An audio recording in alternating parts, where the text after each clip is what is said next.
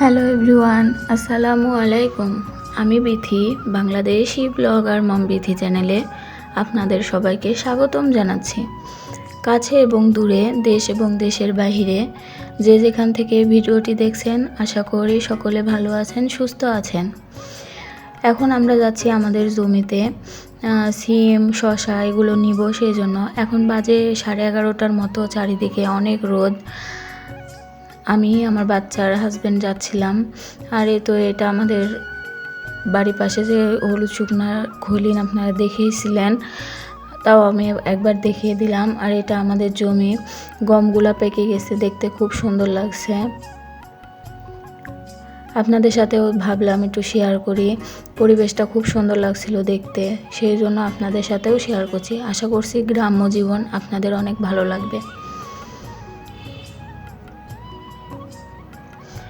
এই তো গমগুলো আমি দেখছিলাম পেকে গেছে, ভালোই লাগছিল দেখতে। তারপরে এটা হচ্ছে শসার ফুল, আপনাদের সাথে একটু শেয়ার করছি। আজকের ভিডিওটি যারা দেখছেন তাদের কাছে যদি একটু হলেও ভালো লেগে থাকে, তাহলে প্লিজ আমার ভিডিওতে একটা লাইক দিয়ে দিবেন। আমার চ্যানেলটি সাবস্ক্রাইব করে পাশে থাকার বেল নোটিফিকেশনটি অল করে রাখবেন, তাহলে যখনই আমি ভিডিও ছাড়ব সঙ্গে সঙ্গে নোটিফিকেশন পৌঁছে যাবে আপনার কাছে। আপনি আপনার সময় সুযোগ বুঝে আমার ভিডিওটি দেখে নিতে পারবেন। আম গাছের মুকুল এসেছে, আপনাদের সাথে শেয়ার করলাম। আমের গাছটা আমাদের খুবই ছোট, অনেক মুকুল এসেছে আলহামদুলিল্লাহ।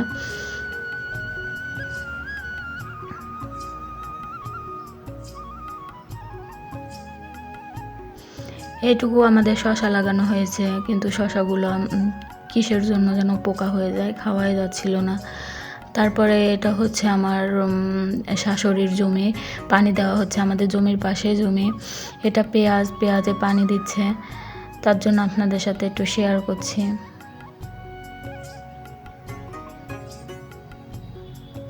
মাঠে গেলে আসলে মনটাই অনেক হালকা হয়ে যায়, চারিদিকে এত গাছপালা দেখে আমার খুব ভালো লাগে, নিজের মাইন্ডটা ফ্রেশ লাগে।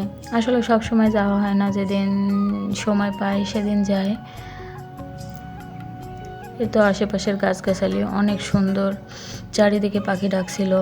আর এখন যাওয়ার বিশেষ কারণ হচ্ছে, এখন আমাদের বাড়িটা যেহেতু বাজারের পেছনে, তো সবসময় আসলে জমির পাশেই বাজার, যেখানে জমিতে গেলে অনেক মানুষ দেখা যায়, সেজন্য দুপুরবেলা গেছি যাতে বাজারে কোনো মানুষ না থাকে।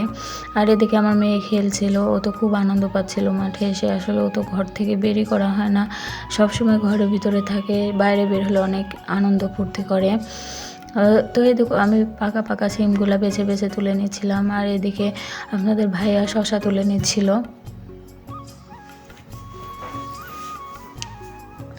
তারপরে বাড়ি চলে এসেছি, এসে সমস্ত সিমের বীজগুলো আমি বের করে নেব। আসলে চামড়া নেওয়া যাবে না, সবগুলো পেকে গেছে। আর আমাদের বাড়িতে যেহেতু বিচিটাই সবাই পছন্দ করে, সেজন্য আমি সবগুলোর বিচি ছাড়িয়ে নিয়েছি। এখন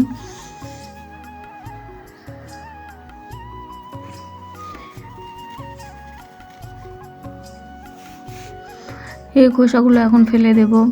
তারপরে এটা হচ্ছে আমার মেয়ে বাচ্চা মুরগি, দেশি মুরগির বাচ্চা অনেক বেশি পছন্দ করে, তাই আপনাদের ভাইয়া 5টা মুরগির বাচ্চা এনেছে। আমার বাচ্চাকে 5 দিনে 5টা খাওয়াবো, সেই জন্য আজকে একটা জবাই করে আমি পরিষ্কার করব, সেই জন্য ওখানে রেখেছি। তার আগে অনেকগুলো সিঙ্কে দেখলাম থালাবাটি জমে গেছে। আসলে সেহরির সময় খাওয়া হয়েছিল, ইফতারের পরে খাওয়ার পরে তো মেজেই ছিলাম।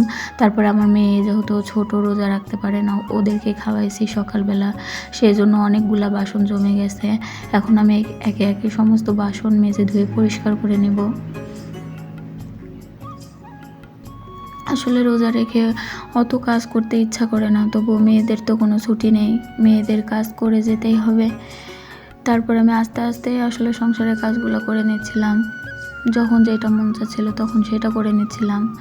যে রুটিন মতো একটানা যে কাজের নিয়ম, আসলে এখন সেটা হয়ে ওঠে না। আমি চেষ্টা করি এই কাজগুলোর মাধ্যমে আপনাদের সাথে কিছু কিছু একটু শেয়ার করার জন্য। অবশ্যই আপনারা কেমন লাগে আপনাদের কাছে কমেন্টে মতামত জানাবেন আমাকে।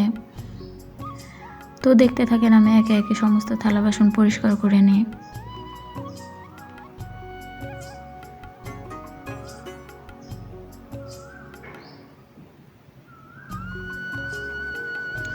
আমার সমস্ত থালা বাসন মেজে নেওয়া হয়ে গেছে, এখন আমি ধুয়ে পরিষ্কার করে নেব।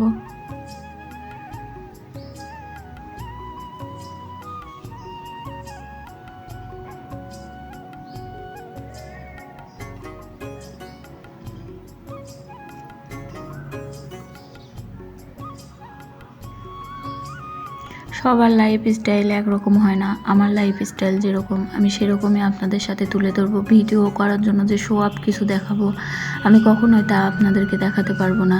আমি যেরকম আমি সেরকম দেখাবো। আমার যা আছে আমি তাই দেখাবো, যতটুকু আছে সেটুকু। আমাকে যারা ভালোবাসবে অবশ্যই আমার সেগুলো দেখে আমাকে ভালোবাসবে।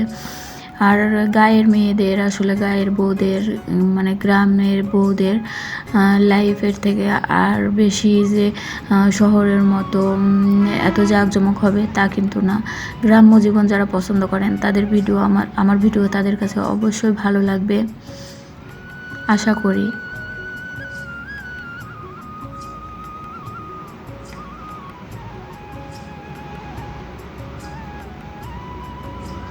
আপনারা ভিডিওটি দেখেন কিন্তু একটা লাইক দিতে চান না। একটা ভিডিও তৈরি করতে আমাদের অনেক বেশি পরিশ্রম হয়, আপনাদের একটা লাইক দিতে কোনো পরিশ্রম হবে না। তো প্লিজ আপনারা যারা ভিডিওটি দেখবেন অবশ্যই একটা লাইক আর একটা কমেন্ট করে যাবেন।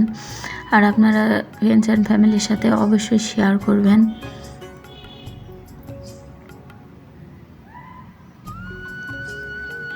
তারপরে যে মুরগির মাংসটা কেটে রেখেছিলাম দেখেছিলেন আপনারা, সেইটা এখন আমি খুব ভালো করে ধুয়ে নেব।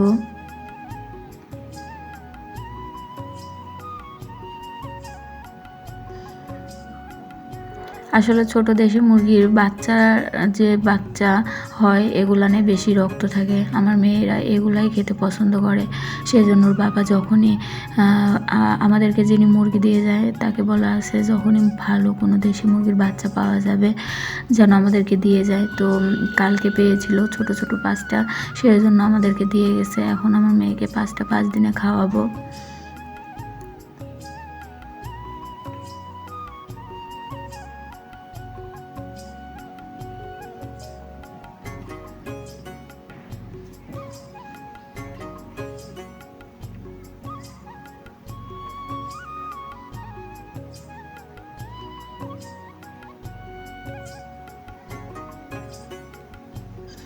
তো মাংস ধুয়ে, থালা বাসন ধুয়ে, সিঙ্কটা এখন আমি মেজে নিচ্ছি। আসলে মাংস ধোয়ার পরে যদি এটা ভালো করে সার্ফ দিয়ে না ধোয়া হয় তাহলে আষ্টে গন্ধ করে। সেজন্য আমি যখনই মাংস ধুই তখনই চেষ্টা করি সাথে সাথে পরিষ্কার করে রেখে দিতে। এখন আমি পুরো রান্নাঘরটাই মেজে ধুয়ে পরিষ্কার করে নেব। এখন আর আপাতত কোনো কাজ নেই। আবার আমি ইফতারির আগে যখন ইফতারি বানাইতে আসবো তখন আবার আসবো রান্নাঘরে। কাজ করার আগে সবসময় যদি রান্নাঘরটা পরিষ্কার করে নেওয়া হয় তাহলে কাজ করতেও ভালো লাগে।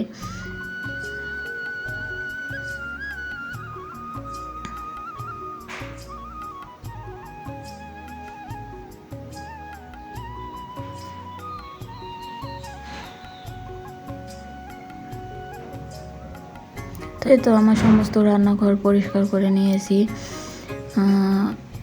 সিঙ্ক টিং মেজে তারপরে সব কিছু পরিষ্কার করে গ্যাসের চুলা মুছে নিয়েছি। তাহলে আমার ভিডিওটা আজকে এতটুকুই। দেখা হবে আবার পরবর্তী কোনো ভিডিওতে। ততক্ষণ আপনারা ভালো থাকবেন, সুস্থ থাকবেন, সাবধানে থাকবেন। আল্লাহ হাফেজ। আসসালামু আলাইকুম।